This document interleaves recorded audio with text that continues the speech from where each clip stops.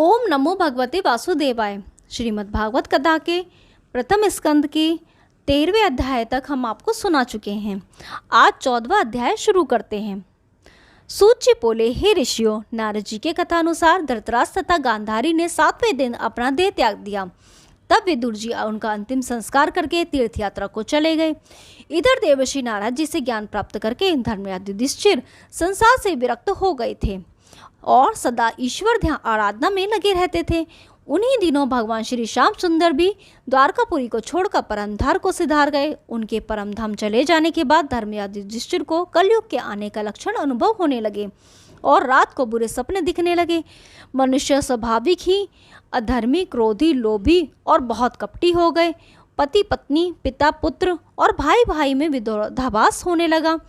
कलयुग के इन लक्षणों को देखकर एक दिन धर्मराज युधिष्ठिर ने भीमसेन से कहा, हे भ्राता, भगवान श्री कृष्णचंद्र जी को पहुंचाने के लिए अर्जुन द्वारकापुरी गए हैं, परंतु 7 महीने बीत जाने पर भी वे अभी तक लौटकर वापस नहीं आए।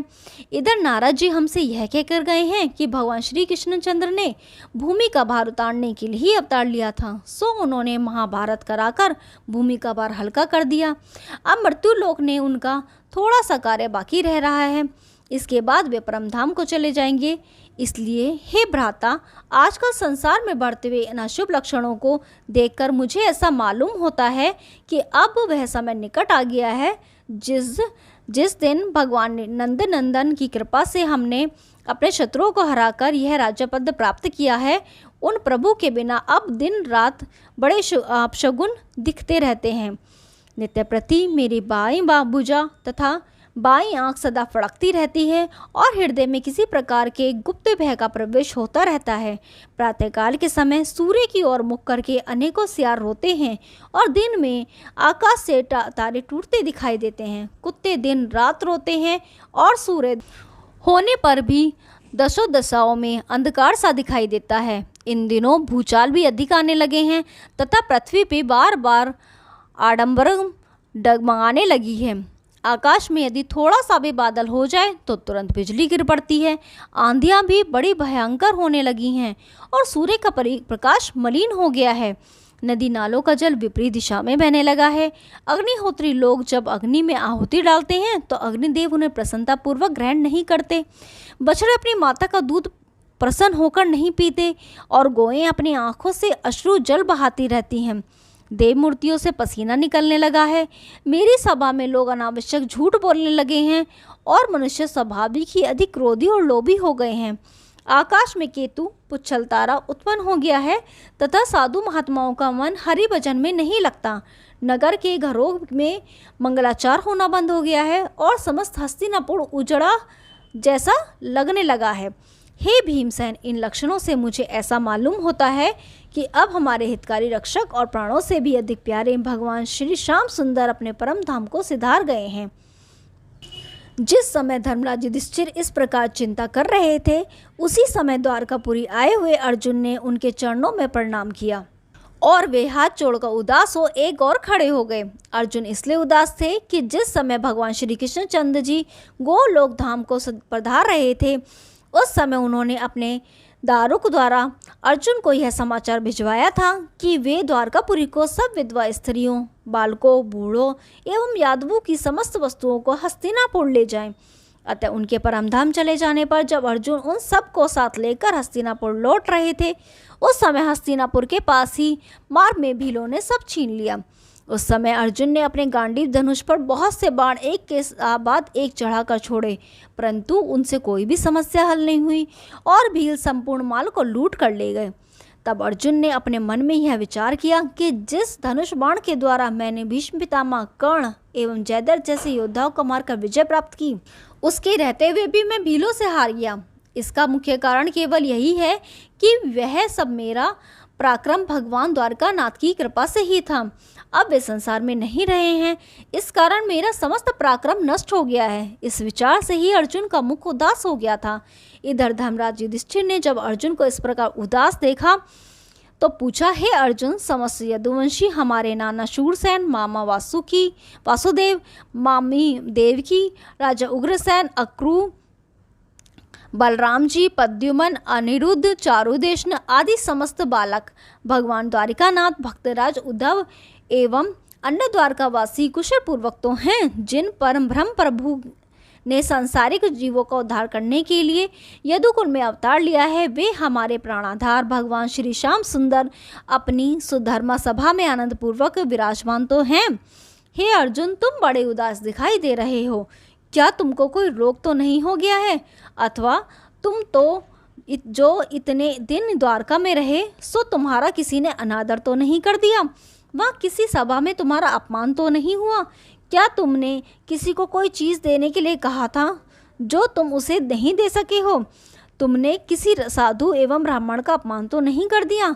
क्या कोई भूखा अतिथि तुम्हारे दरवाजे पर से बिना भोजन किए तो नहीं लौट गया? क्या कोई ब्राह्मण, बालक, वृद्ध, रोगी एवं शत्रु तुम्हारी शरण में आया हो और तुम उसे शरण नहीं दे सके हो? इस कारण तो तुम्हारा मुख उदास नहीं हो रहा है। तुम किसी अपने से छोटे व्यक्ति से युद्ध में हार तो नहीं गए? क्या तुमने किसी अच्छे भोज पदार्थ को उन वृद्ध एवं बालकों को दिए बिना भक्षण तो नहीं कर लिया, जो उस समय उसकी और टकटकी लगाए देख रहे थे? अथवा कहीं ऐसा तो नहीं जो हमारे प्राणाधार भगवान श्री द्वारकानाथ जी की मृत्यु लोक को त्याग कर अपने गोलोक धाम को सिधार गए हों, जिसके कारण तुम्हारी यह दशा हो गई है? हे अर्जुन, जो कुछ भी बात हो उसे शीघ्र प्रकट करो। ओम नमो भगवते वासुदेवाय। 14वां अध्याय समाप्त। अब 15वां अध्याय। सूत जी बोले, हे शौनकादि ऋषियों, धर्मराज युधिष्ठिर की इन बातों को सुनकर भी अर्जुन मुख से कुछ नहीं बोले। वे भगवान मुरली मनोहर के चरण कमलों का स्मरण करते हुए इतने रोए कि वे निरंतर हिचकियां आने के कारण कुछ कह नहीं सके। थोड़ी देर बाद अर्जुन ने धैर्य रखते हुए धर्मराज युधिष्ठिर से कहा, हे पृथ्वीनाथ, मैं यह किस प्रकार कहूँ कि भगवान श्री कृष्णचंद्र जी हम लोगों को त्याग कर सदा के लिए अंतर्धान हो गए हैं। मैं उन्हें अभी तक अपना ममेरा भाई ही समझता रहा। यद्यपि हम लोग उनको ज्योति स्वरूप पर ब्रह्म परमात्मा समझकर उनकी को सेवा कर लेते तो इस अपार भवसागर से बिना ही परिश्रम के पार हो जाते, परंतु उन भगवान त्रिलोकीनाथ की माया ऐसी प्रबल है कि जिसके कारण हम लोग उनको इसी तरह नहीं पहचान सके जिस तरह एक बार दक्ष प्रजापति के शाप के कारण चंद्रमा ने बहुत दिनों तक समुद्र में निवास किया, परंतु मछलियां उन्हें नहीं पहचान सकीं। इस रहस्य को सब लोग जानते हैं कि चंद्रमा में अमृत रहता है और मछलियां तथा बड़े बड़े जलचर जीव मनुष्यों द्वारा भक्षण किए जाने से के भय से अमर रहने की इच्छा से सदा अमृत पान करने की अभिलाषा रखते हैं, परंतु इस तरह की इच्छा रखने वाले मछली आदि जलचरों ने भी हजारों वर्षों तक समुद्र में रहने वाले चंद्रमा को न पहचान कर उन्हें केवल एक जलचर ही समझा। उसी तरह हम लोगों ने भी श्री श्याम सुंदर को परम परमेश्वर न समझकर केवल यदुवंशी ही समझा। अब जब से वे मुझे त्याग कर अपने परम धाम को गए हैं, तब से मेरी सारी शक्ति क्षीण हो गई है। हे भ्राता, मैं अब भी वही गंडीवधारी अर्जुन हूँ और मेरी भुजा भी वही है जिनके द्वारा मैंने भगवान शिव, गंधर्व, इंद्र एवं मैं नामक दैत्य से विजय पाई थी।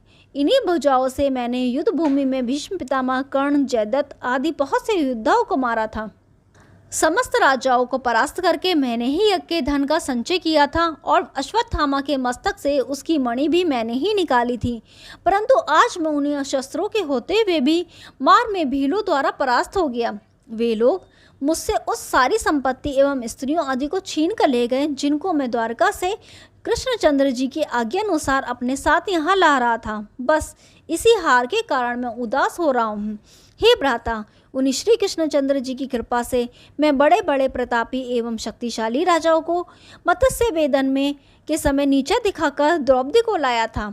जिस समय कौरवों द्वारा भेजे हुए दुर्वासा ऋषि ने अर्धरात्रि के समय वन में जाकर हमसे भोजन मांगकर शाप देने की इच्छा प्रकट की थी, उस समय भी दीन दयालु श्री श्याम सुंदर ने ही हम सबको अपना भक्त समझकर वहाँ पर आकर के दुर्वासा ऋषि से शाप की जगह आशीर्वाद दिलवाया था। इन सब बातों का ध्यान करते हुए मेरा हृदय शोक तथा चिंता से फटा जा रहा है। हे पृथ्वीपति, मैं उनके साथ एक ही थाली में भोजन करता था और हम दोनों एक ही बिस्तर पर शयन करते थे। वे पर ब्रह्म परमेश्वर होते हुए भी मेरा बड़ा आदर करते थे। अब इस तरह से मेरी कौन रक्षा किया करेगा? कौन मेरा आदर करेगा, अथवा हम किसी के बल पे उतना घमंड करेंगे। इतना कहकर अर्जुन बोले, हे भ्राता, गोलोक धाम जाते समय भगवान द्वारकानाथ ने अपने सारथी दारुक द्वारा मेरे लिए ये समाचार भिजवाया था कि तुम द्वारका के समस्त स्त्री पुरुषों, बालक, वृद्धों एवं धन संपत्ति को हस्तिनापुर की ओर ले जाना। और मैंने तुम्हें जो गीता ज्ञान बतलाया है उसके अनुसार शरीर को स्वप्नवत एवं चैतन्य आत्मा को सत्य समझकर माया मोह से विरक्त रहना। अतः हे पृथ्वीपति, अब जीवित रहने में कोई सार नहीं है, इसलिए हमको चाहिए कि हम लोग तपस्या द्वारा अपने अपने शरीर को गला दें। इतनी बात कहकर अर्जुन पुरन दौड़ने लगे। अर्जुन की यह बात सुनकर भीमसेन आदि अपने भाइयों सहित राजा युधिष्ठिर ने रुदन करते हुए कहा, हे अर्जुन, अब हम जीवित रहकर क्या करेंगे और यह राजपाट हमारे किस काम आएगा। अब हमें यहाँ रहना उचित नहीं, अतः हम लोगों को चाहिए कि परीक्षित को राज्य देकर बद्री बन जाकर तपस्या करके अपना अपना देह त्याग दें। धर्मराज युधिष्ठिर की यह बात सब भाइयों ने स्वीकार कर ली। जब इस प्रकार रोने की आवाज़ महलों में पहुंची और भगवान श्री कृष्णचंद्र के परमधाम जाने का समाचार मिला, उस समय कुंती एवं द्रौपदी आदि ने ऐसा विषाद किया जिसका बखान नहीं हो सकता। कुंती ने उस समय बेचैन होकर भगवान कृष्णचंद्र के चरणाबिंदों का स्मरण करके अपने प्राण त्याग दिए। तदंतर धर्मराज युधिष्ठिर ने कुल पुरोहित को बुलाकर अपने नाती परीक्षित को हस्तिनापुर का राज्य दे दिया और व्रत नाम के एक बालक को, जो भगवान श्री कृष्ण के वंश में जीवित रह गया था, मथुरापुरी का राज्य सौंप दिया। इसके बाद युधिष्ठिर, अर्जुन, भीम, नकुल, सहदेव और द्रौपदी ने अपने सुंदर वस्त्राभूषण उतारकर एक एक कौपीन और चादर पहनकर राजभवन से बाहर आकर खड़े हो गए। उस समय जो भी ब्राह्मण एवं याचक उनके पास आए, उन्हें उनकी इच्छा अनुसार धन दान देकर उन्हें सबके सब उत्तराखंड को रवाना हुई। भगवान श्री कृष्ण ने अर्जुन को जो गीता ज्ञान दिया था उसी की आपस में चर्चा करते हुए वे कुछ समय तक तो वनों में रहकर भगवान का भजन एवं तपस्या करते रहे। इसके बाद हिमालय में जाकर हरि चरणों का स्मरण करते हुए द्रौपदी सहित चारों भाइयों ने तो अपना शरीर गला दिया, परंतु धर्मराज युधिष्ठिर वैमान में बैठकर देह सहित ही स्वर्ग को चले गए। उधर विदुर जी ने भी श्री कृष्ण वियोग से प्रभास क्षेत्र में जाकर अपना शरीर त्याग दिया। राजा परीक्षित राजा सिंहासन पर बैठने के बाद धर्मानुसार प्रजा का पालन करने लगे। उन्होंने अपने न्याय द्वारा समस्त प्रजा को प्रसन्न रखा था और 3 बार अश्वमेध यज्ञ करके कलयुग को दंड दिया। राजा परीक्षित ने अपना विवाह राजा विराट की पुरोत्री से किया। वे दान एवं धर्म कर्मों में इतना अधिक धन लगाते थे कि एक बार यह करते समय उनका संपूर्ण द्रव्य समाप्त हो गया।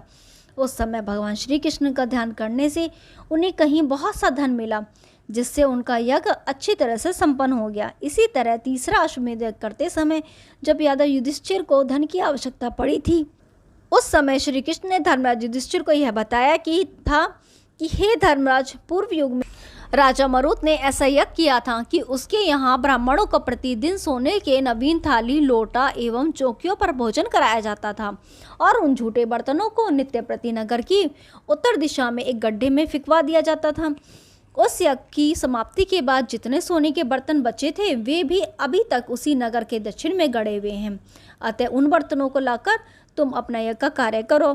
तब धर्मराज युधिष्ठिर ने उन्हीं बर्तनों को मंगवाकर अपने यज्ञ संपूर्ण किया था। इतना वृत्तांत सुनकर शौनकादि ऋषियों ने पूछा, हे सूत जी, महाराज परीक्षित ने कलयुग को किस कारण दंड नहीं दिया था, वह वृत्तांत कृपा कर हमें सुनाइए।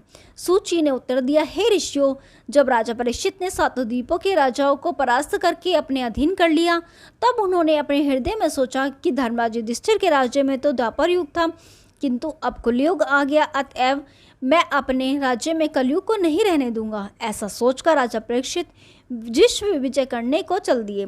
वे जिस देश में जाते थे वहां पर मनुष्यों को धर्म चर्चा करते और परब्रह्म में प्रभु के गुणानुवादों का गाते हुए पाते थे, क्योंकि वहां पर कलयुग ने उस समय तक प्रवेश नहीं किया था। राजा परीक्षित उन लोगों को धर्म में देकर अपने प्रजाजनों से कहते जाते थे कि आप लोग भी इसी तरह से अपने धर्म कर्म करते रहिए।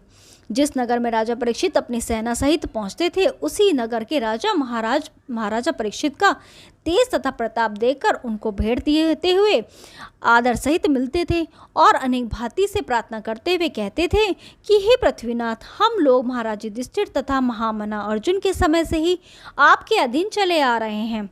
महाराज परीक्षित यह शब्द सुनकर उन राजाओं को बड़ा सम्मान करते थे जो लोग उनके पूर्वजों तथा पितामहों का यशगान करते थे। उन्हें वे धन आदि देकर सब प्रेम विदा करते थे। इसी कारण दिग्विजय करते हुए राजा परीक्षित कुरुक्षेत्र में जा पहुंचे। वहां पहुंचकर उन्होंने एक नदी किनारे यह दृश्य देखा कि एक वृक्ष के नीचे एक वृषभ खड़ा हुआ है। उसके तीनों पांव टूटे हुए हैं तथा वह केवल एक ही पांव का सहारा लेकर खड़ा हुआ है। उसके पीछे ही एक रोती हुई गाय खड़ी है। इस समय वे गाय और वृषभ आपस में कुछ बात कर रहे थे। राजा परीक्षित उस वृषभ और गाय का ऐसा हाल देखकर दयार्द हो एक वृक्ष की आड़ में खड़े होकर उनकी बातचीत सुनने लगे। उसी समय उन्हें यह दिखाई दिया कि कुछ दूरी से आगे एक शाह काले रंग का भयानक शद्र राजा गाय और वृषभ की ओर चला आ रहा है। ओम नमो भगवते वासुदेवाय। 16वां अध्याय समाप्त हुआ। अब 17वां अध्याय। सूत जी ने कहा, हे शौनकादि ऋषियों, उस वृषभ रूपी धर्म ने गाय रूपी पृथ्वी से पूछा, तुझे ऐसा क्या कष्ट है जो तू रो रही है? यदि तुझे तेरे तीनों पैर टूट जाने का दुख हो तो इसका कारण केवल यह है कि कलयुग में पापी मनुष्य बहुत अधिक पैदा हो गए हैं। उन्होंने धर्म को त्याग दिया है। यदि तू इस कारण रो रही है कि तुझ पर अपने श्री चरणों को रखने वाले भगवान श्री कृष्णचंद्र जी अब गोलोक को सिधार गए हैं, अतः कलयुग के राजा अधर्मी होकर तेरे पर अत्याचार करेंगे, तो तू अपने हृदय का हाल मुझसे कह। बैल की यह बात सुनकर गौ ने कहा, तुम सब बातों को जानते हुए भी मुझसे इस प्रकार क्यों पूछ रहे हो? जिस कारण तप, क्षमा तथा दया रूपी तुम्हारे तीनों पांव टूट गए, केवल सत्य का पांव रह गया, उसी कारण मैं रो रही हूँ। दया एवं धर्म से ही मनुष्य को सुख प्राप्त होता है। जब मनुष्य ने दया, धर्म और क्षमा को छोड़ दिया है, तब वह परमेश्वर को किस प्रकार पहचानेगा? वह यह भी नहीं जान सकेगा कि धर्म करने से ज्ञान को प्राप्ति होती है। मैं चारों वर्णों के मनुष्य अथवा राजाओं के लिए शोक कर रही हूँ, क्योंकि कलयुग के आने पर सबको दुख प्राप्त होगा। मैं रोती इसलिए हूँ कि वृंदावन बिहारी आनंदकांत श्री कृष्णचंद्र जी, जो अपने कर कमलों द्वारा मेरे ऊपर शंख, चक्र, गदा एवं पद्म के चिन्ह बनाया करते थे, वे अब गोलोक धाम को पधार गए हैं। संसार में ऐसा कौन सा जीव है जिसे उन श्याम सुंदर के अंतर्धान हो जाने का दुख न हुआ हो? इस तरह गाय वृषभ से बात कर रही थी तथा राजा परीक्षित छिपकर खड़े हुए सुन रहे थे। ओम नमो भगवते वासुदेवाय। 16वां अध्याय समाप्त। कल हम 17वां अध्याय शुरू करेंगे। तब तक के लिए नमस्कार।